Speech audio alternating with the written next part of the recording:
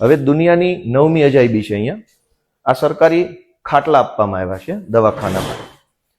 આ ખાટલો છે, એની ઉપર આ ગાદલું છે. હવે આ ગાદલું છે, હવે અહીંયા આવો નજીક, અહીં બતાવો. અહીંયા ટચ થઈ ગયું ગાદલું. દૂરથી બતાવો ને મારા વાલા, દૂરથી બતાવો જરાક. અહીં ટચ થઈ ગયું. આ બાજુ આ ગાદલાની 1.5 ફૂટ લંબાઈ ઘટે છે. હવે આ ગાદલામાં દર્દીને આટલી જગ્યાનું ગાદલું ખાલી આપવાનું કોઈ ડોક્ટર જ કહી શકે કે આ જગ્યા ખાલી કેમ. યા તો ગાદલું આમ લઈએ તો પહેલી બાજુ જગ્યા ઘટે. આ ગાદલા પર પાથરવાનું કંઈ છે નહીં, ઓશિકા નથી, કોઈ પડદા નથી.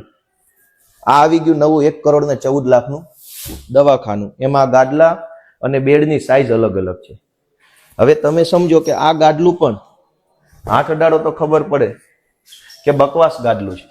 આ 1 કરોડ ને 14 લાખનો ભ્રષ્ટાચાર છે. અહીંથી બતાવો. આ નીચેથી જગ્યા ખાલી છે, ઉપરથી આ નીચેથી ખાલી જગ્યા છે. હવે આ દરવાજો મેં ખોલ્યો, અહીં તો ખેતરો છે.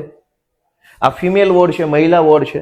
ધારો કે રાત્રે દરવાજો બંધ કર્યો આમ, અને નીચેથી સાપ આવ્યો અને મહિલા દર્દીને કરડી જાય તો જવાબદારી કોની?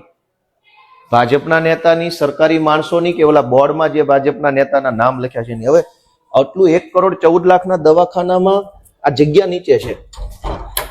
લ્યો, આ ખેતર, સાપ, વીછી, કોઈ પણ જીવજંતુ અંદર આવી શકે એની પણ વ્યવસ્થા સરકાર દ્વારા કરવામાં આવી છે, જેથી કરીને કોઈ વીછીને પણ કઈ પ્રોબ્લેમ ન પડે.